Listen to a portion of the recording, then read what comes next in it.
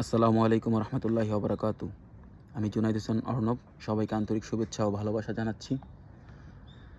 আমি জাপানের চিবাতে বসবাস করি। চিবাতে প্রায় ২ বছর যাবৎ বসবাস করতেছি। আর এই ২ বছর যাবৎ বসবাস করার কারণে আমি একটা বিষয়ের অনেকভাবে দেখতে পারতেছি সোশ্যাল মিডিয়াতে। ভাই আপনারা টিআইটি ভিসাতে আসবেন না, টিআইটি ভিসাতে অনেক কষ্ট। ভাই বলেন ভাই, কষ্ট তো ছেলে মানুষের জন্য অবশ্যই, আর কষ্টের পরেই তো সফলতা। আপনি যদি বাসায় বসে থাকেন, আপনাকে কি কেউ টাকা দিয়ে যাবে ভাই? আপনি পৃথিবীর যে কোনো দেশেই যান, ইউরোপ, আমেরিকা থেকে শুরু করে আদার্স যে দেশগুলা উন্নত দেশগুলো আছে তাদের ওখানেও যান, তারা সবাই কাজ করে।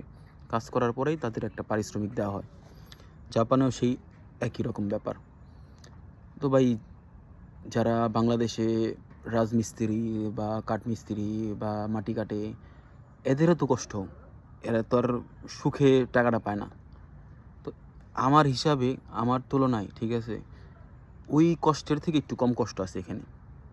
যদি আপনি রাজমিস্ত্রির কাজ করেন, আপনারে ইট মাথায় করে আনতে হইব না, আপনারে ফক লিফট দিয়ে যাবে, আপনার সাথে লোক আছে, সব কিছু আছে, সব তৈরি করে দেবো, আপনি খালি কাজ করবেন।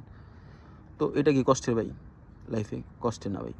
আসলে কি ভাই, আপনারা যারা যারা এই যে সোশ্যাল মিডিয়াতে পিচ্ছি পিচ্ছি পোলাপানের কাছে, বিশেষ করে মাইয়াগো কাছে জিজ্ঞেস করেন, আপু আপনি কোন দেশে থাকে, এই কোন ভিসাতে গেছেন, কি করেন, আবার তারা যখন আপনাদের এই কমেন্টসের উপরে ভিত্তি করে ভিডিওগুলো তৈরি করে, তারা তো নিজেরাই জানে না জীবন সম্পর্কে।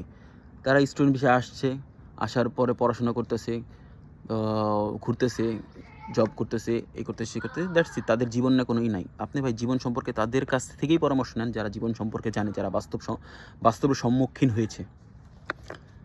তো ভাই, টিআইটিপিতে আপনি আসেন, সমস্যা কোথায় ভাই? আপনি ৩ বছর কষ্ট করেন। ৩ বছর কষ্ট করার পরে তো আপনি যদি কোনো ব্যাপারে দক্ষ হন, সেই ব্যাপারে ওই পরীক্ষা দিবেন। পরীক্ষা দিয়ে আপনি ওই ওই সেক্টরে চাকরি পাবেন, চাকরি করতে থাকবেন। সা যেমন আপনি গাড়ির যে সেক্টরগুলো আছে, অনেক সেক্টর আছে। গাড়ি যে আপনি তৈরি করবেন এরকম না, আরও অনেক সেক্টর আছে। এগুলোতে আপনি চাকরি করতে পারেন পরীক্ষার মাধ্যমে। পরীক্ষা দিয়ে আপনি সার্টিফিকেট অর্জন করে করতে পারেন। আরও অনেক কিছু আছে ভাই, এগুলো তো বললে অনেক সময় লাগবে, অনেক সময়ের ব্যাপার। আমার বিষয় হচ্ছে ভাই, যদি কোনো কিছু আল্লাহ তাআলার তরফ থেকে আসে, টিআইটিবি হোক, এসএসডব্লিউ হোক, আর স্টুডেন্ট ভিসা হোক, যদি দেশের বাইরে যাইতে মনে চায়, অবশ্যই ভাই অ্যাকসেপ্ট করেন। আর যদি না করেন, তাহলে পরবর্তীতে ভাই হয়তোবা আপনার চাইলেও পারবেন না। সেক্ষেত্রে একটা উদাহরণ দিই। আমি যখন ছোট ছিলাম, তো শুনতাম ডিবি লটারিতে, ডিবি নাকি আমি সঠিক উচ্চারণটা জানি না, ডিবি লটারিতে এই লোকগুলা আমেরিকাতে চলে গেছে। তো এই লোকগুলা আমেরিকাতে চলে গেছে। ভাই, ছোট যে ডিবি লটারিটা শুনছি, তো বড় হওয়ার পরও আমি চিন্তা করছি, এই লটারির যে সিস্টেমগুলা এখনও বাংলাদেশে চালু হয় নাই।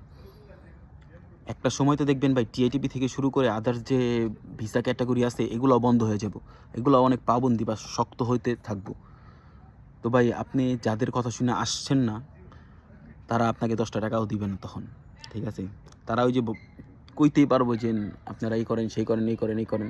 বাট এটা ভাই শুইনা যদি আপনি না আসেন, তাহলে আপনার উপরে আপনার কি বলে এটাকে, আপনার কপাল, আপনি খাইছেন, যেমন এরকম একটা কথা বলে। যাই হোক, যার যার লাইফ তার কাছে।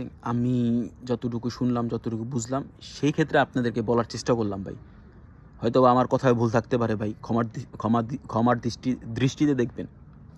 আসলে অনেক সময় কথা বলতে বলতে উচ্চারণগুলা হয় না, আর আমি তো এরকমভাবে কথা বলে অভ্যস্ত না। যাই হোক, এটা ডাজেন্ট ম্যাটার হচ্ছে ভাই, দেশ ছাড়তে মন চলে, যে ভিসাতে পারেন আহেন, বাস।